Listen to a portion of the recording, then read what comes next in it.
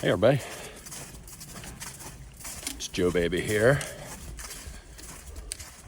It's day 49. It is the day after Easter on my 2022 Appalachian Trail through hike. I'm probably about 20-25 miles north of Daleville, Virginia. Past couple days weather's been awesome, and I think you can see that the weather has changed in the mountains. Not a surprise. Not a surprise. Recap on the past few days. I did a Nero in Roanoke, Roanoke, right on the Roanoke-Daleville border. Not yesterday, but the day before. My daughters, Jill and Sydney, came to see me, and we had a fantastic time. I don't know if they'll see this video, but Jill and Sydney, thank you for coming to see me. It was awesome. Real spirit booster. And then the next day, I'm just listening to see if it's still raining. Sorry. The next day, which was Easter, which was yesterday,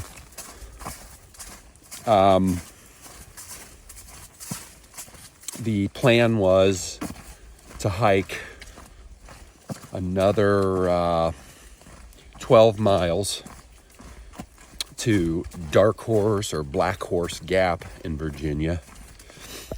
Excuse me, which is right along the Blue Ridge Parkway. And I had made plans for some time to hang out with my good buddy Will Gray and his fiance Brooke. And actually that was the day before. So I spent the day with Jill and Carrie that day, and then the next day I was going to do a 12. So that was 2 days ago. Anyway, so after I hiked my 12 miles, literally Will had just gotten to Blackhorse Gap and picked me up. And the plan was to go back to his place, chill out, have a few beers, have a killer dinner, and probably hit the road, hit the trail, I should say, on Easter. Ann and I had some Easter day plans, but some things fell through and it didn't happen. So I get to Will's house, which is, his house is awesome. It overlooks the peaks of Otter. It's just a beautiful house, beautiful setting, everything. And I was surprised by Ann and Sydney being there. That was a big surprise. I don't even know what to say about it. It just really did surprise me. So yesterday I ended up hanging out. I took a 0 yesterday. I mean, why not, since they're there, and we were having a good time. And so we had that dinner and then spent all day yesterday. Went to Will and Brooke's families. Make sure I have the right trail here. I got a couple. I got a trail this way, a trail that way, and I'm gonna pick the White Blaze, obviously. Yeah. So on Easter Day, we spent the day at, it was Brooke's mom's house, and spent Easter with their family, and it was awesome. I had a great time, and I just have to say, Will and Brooke, thank you from the bottom of my heart. I had a fantastic time. I know Ann and Sydney did too. Sydney and Bowen, their kid, they made a slip and slide and did a slip and slide, and we hung out. We had fires. We had good food. I mean, it was awesome. And I mean, ultimately, it helped me immensely from a healing perspective, mentally and physically. Because, you know, you think, oh, well, you're out here hiking and it's relaxing. But really, it's very mentally and physically taxing. It's like, I think it's just you know, you're exerting yourself all day long, and by day after day, and by the end of the day, you're dead. You're smoked. But anyway, yes, thank you so much, Will and Brooke. Fantastic. Absolutely fantastic. Had a great time. So glad to finally be able to see your house. And thank you, Ann and Sydney, as well. That was quite the surprise, for sure. Let me switch. Hands getting a little cold. So the past couple days have been awesome weather-wise. I mean, awesome. I mean, I think yesterday, Easter Day, it probably got up to 70. Little breeze, but really nice. Well, as you can tell, that all changed. And